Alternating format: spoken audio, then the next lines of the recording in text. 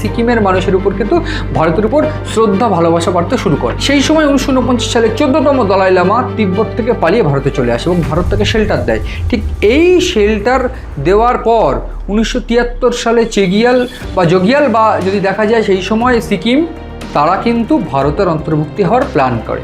নির্বাচন হয়, নির্বাচনে কংগ্রেস জিতে যাওয়ার পর 1975 সালে 14ই এপ্রিল একটা ভারতভুক্তি হবে কিনা, ভারতের অন্তর্ভুক্ত হবে কিনা সিকিম, তা নিয়ে কিন্তু একটা বৈঠক হয়, তা নিয়ে একটা নির্বাচন হয় বলা চলে। সেই নির্বাচনে 97.44 কিংবা বলা চলে 98% মানুষই তারা কিন্তু ভারতের অন্তর্ভুক্ত সিকিম হোক এইরকমটাই চায়। কারণ তারা মনে করছে ভারত কিন্তু সিকিমের একটা অন্যতম রিজিয়ন বা ভারত কিন্তু সেফ শেল্টার হতে পারে, এইটা মনে করছিল সিকিম।